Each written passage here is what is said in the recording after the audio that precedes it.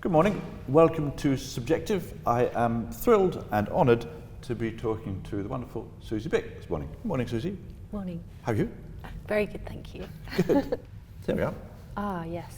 Could you tell me, please? About Bob. Yes, about Yes. this Lovely shot for Bob. the damn Okay. lovely Bob Carlos Clarke. Yeah. So, Bob somehow got in touch with my agent and asked me to do the Damned album cover. I didn't know who Bob was or anything like that, so I went over to do the shoot. Yeah. I think it was like £50, you get paid £50, and there's no hair or makeup. So I went there, and at the time I'd sort of been into doing Star Trek eyebrows like Dr. Spock, so I'd sort of like shaved some of my eyebrows off and drew that on. I'd cut my own hair, and then he just sort of wrapped this cape around me and just started with his Hasselblad taking the photos, and this background was put in after. But on about the third frame, something happened in the Hasselblad and it cut his finger so badly that we had to stop the shoot, and basically his finger was like, seriously, there was just like blood everywhere. Oh, God. So we stopped the shoot. But how appropriate for the How Damned. appropriate. And for Bob and my first ever shoot, beginning of, you know, we worked together a lot over the years after that.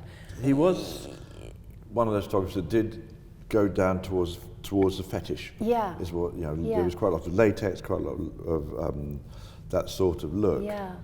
But it's funny, for me, it's like I always think of the photographer sort of as the person that I see them as. So I think of Bob and Bailey and, you know, as these sort of like lovely, I don't sort of see all of, I don't know, it's not like, I mean, I know I love their creativity and all the things they do, but Bob was just a lovely, sweet, Irish, clever, lovely... He's a troubled man because he took his life in the end, didn't he? Yeah, I mean, he never really appeared troubled at all. Yeah. Again, that's obviously a thing that people... There's been a few, sadly. Yeah, it's incredibly sad, and you know, I'm good friends with his daughter. I was going to say, because he's got a lovely daughter, hasn't he? Beautiful daughter who's an amazing photographer, Scarlett, and I feel incredibly kind of close to her. You know, I love Scarlett, and I feel it's so sad for her. And you know, and I've still got everything. He used to give me all the prints that he didn't kind of use, and he'd write me funny little notes on them and stuff like that. I've still got all of those, and little placemats when I used to go around for dinner at their house, and you know, he'd write funny things. He used to call me Susie Biscuit and Bicky and all sorts of, he had all these like pet names for me. So I felt like kind of one of the family, really. And it was funny because my little brother was about 13 at the time, and he said all his school friends had that picture on the wall. It was really weird for him because there's like his sisters on the wall, and, you know. But it's always that sort of step between reality and fantasy, isn't it? Yeah. Because, you know, you create these images. Yeah. You know, you're the sort of what people see of them. Yeah. And that's a bit why I want to do this, because I'm trying to bring some more depth to the images, than just this you know, vision that we all see. Yeah. He did something which is sort of funny, because it's been a bit all the way through your career. The very, very pale skin, very Snow White. Yeah. Kind of.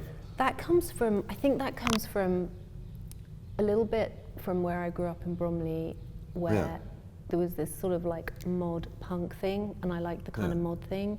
So I was like dyeing my hair black from when I was about 14. And then I went to live in Japan when I was 16. So I'd missed that bit out. Like before I started modeling properly when I was 18, I'd been sent off to Japan to learn how to be a model, and I had black hair. And in Japan, you know, that worked out quite well. I was very, very pale. I'm not as pale as I used to be because I'd been in the sun too much, but I was so white, and so, you know, that sort of got emphasized more and more, and I was working with, you know, and I was very influenced as well by the Japanese culture and Kansai Yamamoto and those incredible models like Sayoko. I just loved that look.